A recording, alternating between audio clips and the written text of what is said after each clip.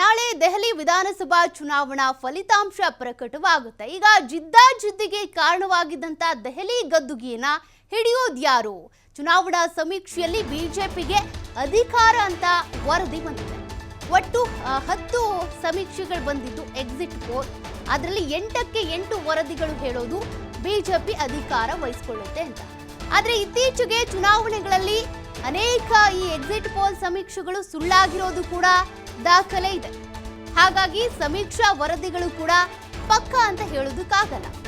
ಅವರು ಕೂಡ ಮೀಡಿಯಾದ ಮುಂದೆ ಬಂದು ನಾವು ಇಷ್ಟು ಎಕ್ಸಾಕ್ಟ್ ಆಗಿ ಹೇಳಿದ್ವಿ, ಬಟ್ ಹೇಗೆ ಉಲ್ಟಾ ಆಯ್ತು ಅನ್ನುವಂಥದ್ದು ಉಲ್ಟಾ ಪಲ್ಟಾ ಆಗೋದು ಕೂಡ ಇದ್ದೇ ಇರುತ್ತೆ. ಹಾಗಾಗಿ ಒಂದು ವೇಳೆ ಸಮೀಕ್ಷೆಗಳಂತೆ ಆಪ್ಗೆ ಅಧಿಕಾರ ತಪ್ಪುತ್ತಾ, ಬಿಜೆಪಿಗೆ ಸಿಗುತ್ತಾ? ಕಳೆದ ಬಾರಿಗೆ ಹೋಲಿಸಿದ್ರೆ ಈ ಬಾರಿ ಶೇಕಡವಾರು ಮತದಾನ ಕಡಿಮೆ ಆಗಿದೆ. 3ನೇ ಅವಧಿಗೆ ಅಧಿಕಾರ ನಡೆಸೋದಕ್ಕೆ ಆಪ್ ತುದಿಗಾಲಲ್ಲಿದೆ.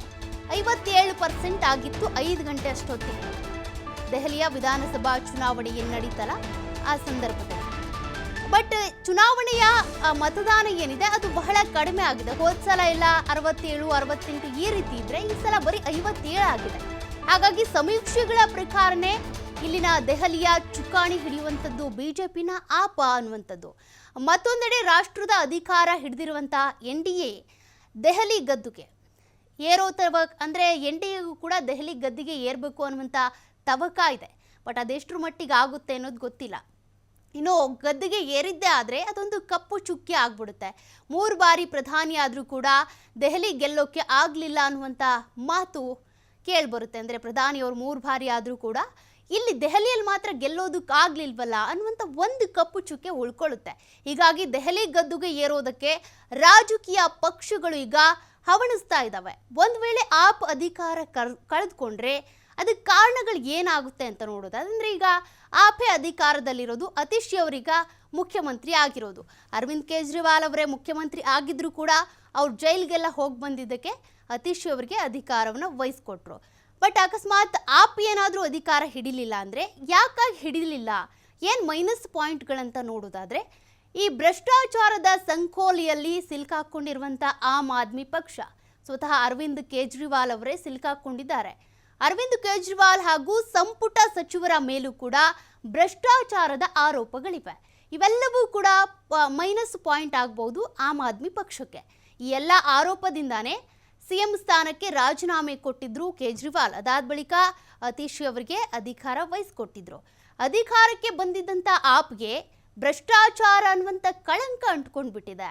ಹೀಗಾಗಿ ಪ್ರಚಾರದ ವೇಳೆ ಭ್ರಷ್ಟಾಚಾರ ವಿರುದ್ಧ ಮಾತನಾಡಿಲ್ಲ ಆಪ್ ಪಕ್ಷ. ಇತರೆ ಆರೋಪ ಪ್ರತ್ಯಾರೋಪ ಮಾಡಿಕೊಂಡು ಚುನಾವಣೆ ನಡೆಸಿದ್ದಾರೆ ಆಮ್ ಆದ್ಮಿ ಪಕ್ಷದವರು. ಬಟ್ ಭ್ರಷ್ಟಾಚಾರದ ವಿರುದ್ಧ ಹೋರಾಡ್ತೀವಿ ಅಂತ ಎಲ್ಲೂ ಕೂಡ ಮಾತನಾಡಿಲ್ಲ. ಇನ್ನು INDIA ಕೂಟವನ್ನು ದೂರ ಮಾಡಿಕೊಂಡಿರುವಂಥ ಆಮ್ ಆದ್ಮಿ ಪಕ್ಷ ಆ ಪಕ್ಷಕ್ಕೆ ಸೇರ್ಕೊಂಡಿಲ್ಲ. ಅಂದರೆ ಸಪ್ರೇಟ್ ಆಗೇ ಇರೋದು ಆಮ್ ಆದ್ಮಿ. ಇನ್ನು ಆಪ್ ಭ್ರಷ್ಟಾಚಾರವನ್ನೇ ಪದೇ ಪದೇ ಹೇಳ್ತಾ ಇದ್ದಂಥ ಕಾಂಗ್ರೆಸ್ಸು ಆಪ್ ಸೋತ್ರೆ ಅದಕ್ಕೆ ಮುಖ್ಯ ಕಾರಣ ಬಿಜೆಪಿ ಅಲ್ವೇ ಅಲ್ಲ, ಅದು ಕಾಂಗ್ರೆಸ್ಸೇ ಆಗುತ್ತೆ. ಏಕೆಂದರೆ ರಾಹುಲ್ ಗಾಂಧಿ ಅವರು ಕೂಡ ಮೊನ್ನೆಷ್ಟೇ ಇವರು ಗಂಗಾ ನದಿ ಯಮುನಾ ನದಿ ಬಗ್ಗೆ ಎಲ್ಲ ಶುದ್ಧೀಕರಣ ಮಾಡ್ತೀವಿ ಅಂತ ಮೋದಿ ಅವರು ಹೇಳ್ತಿದ್ರು, ಕೇಜ್ರಿವಾಲ್ ಹೇಳ್ತಿದ್ರು. ಅದ್ಯಾವುದು ಕೂಡ ಆಗಿಲ್ಲ ಅಂತ ಕೇಜ್ರಿವಾಲ್ ಅವರ ವಿರುದ್ಧ ಕೂಡ ಚಾಟಿ ಬೀಸಿದ್ರು. ಹಾಗಾಗಿ ಕಾಂಗ್ರೆಸ್ ಮಾಡಿದಂಥ ಈ ಅಪಪ್ರಚಾರ ಅಥವಾ ಅವರ ವಿರುದ್ಧ ಮಾಡಿದಂಥ ಆರೋಪಗಳು ಕೂಡ ಈ ಆಪ್ಗೆ ಒಂದಷ್ಟು ಮೈನಸ್ ಪಾಯಿಂಟ್ ಆಗುತ್ತೆ. ಕೇಜ್ರಿವಾಲ್ಗಿಂತನೂ ಹೆಚ್ಚಿನ ಭರವಸೆ ನೀಡಿರೋದು ಬಿಜೆಪಿ. ಚುನಾವಣಾ ಪ್ರಚಾರದ ವೇಳೆ ಕೇಜ್ರಿವಾಲ್ಗೆ ಮಗ್ಗಲ ಮುಳ್ಳಾದಂಥ ರಾಹುಲ್ ಗಾಂಧಿ ಈಗಾಗಲೇ ಹೇಳಿದಾಗೆ ಅರವಿಂದ್ ಕೇಜ್ರಿವಾಲ್ ಅವರ ವಿರುದ್ಧ ವಾಗ್ದಾಳಿ ನಡೆಸಿದ್ರು ರಾಹುಲ್ ಗಾಂಧಿ. ಅವರ ಪಕ್ಷದ ಪರವಾಗಿ ನಿಲ್ಲಿಲ್ಲ. ಅಸ್ತಿತ್ವಕ್ಕೆ ಧಕ್ಕೆ ಉಂಟಾಗುತ್ತೆ ಅಂತ ಇಂಡಿ ಒಕ್ಕೂಟವನ್ನ ಕೇಜ್ರಿವಾಲ್ ಬಿಟ್ಟಿದ್ರು. ಆ ಒಕ್ಕೂಟದಲ್ಲಿಲ್ಲ, ಅವರು ಸ್ವತಂತ್ರವಾಗಿದ್ದಾರೆ, ಆಪ್ ಪಕ್ಷದಲ್ಲಿ ಮಾತ್ರ ಇರೋದು. ಆದರೆ ಬಿಜೆಪಿಗಿಂತ ಕೇಜ್ರಿವಾಲ್ಗೆ ವಿರುದ್ಧವಾಗಿ ಹೆಚ್ಚಾಗಿ ಮಾತನಾಡಿದ್ದೆ ಕಾಂಗ್ರೆಸ್. ಹಾಗಾಗಿ ಇಲ್ಲಿ ಸಮೀಕ್ಷೆಗಳ ಪ್ರಕಾರ, ಅಂದರೆ ಎಕ್ಸಿಟ್ ಪೋಲ್ನಲ್ಲಿ ಬಂದಿರುವಂಥ ಸಮೀಕ್ಷೆ ಪ್ರಕಾರ 10 ಸಮೀಕ್ಷೆಗಳಲ್ಲಿ 8 ವರದಿಗಳು ಹೇಳೋದು ಬಿಜೆಪಿ ಗೆಲ್ಲುತ್ತೆ ಅಂತ, 2 ವರದಿಗಳು ಹೇಳೋದು ಆಪೆ ಮತ್ತೆ ಅಧಿಕಾರ ಹಿಡಿಯುತ್ತೆ ಅಂತ. ಬಟ್ ಇವೆಲ್ಲ ಲೆಕ್ಕಾಚಾರಗಳ ಒಂದಷ್ಟು ಫಲಿತಾಂಶ ಯಾವಾಗ ಸಿಗುತ್ತೆ? ನಾಳೆ ಚುನಾವಣಾ ಫಲಿತಾಂಶ ಪ್ರಕಟವಾದಾಗ ಅಲ್ಲಿನ ದೆಹಲಿಯ ಮತದಾರ ಪ್ರಭು ಯಾರನ್ನ ಆಯ್ಕೆ ಮಾಡಿರಬಹುದು ಅನ್ನೋದು ನಾಳೆ ಗೊತ್ತಾಗುತ್ತೆ.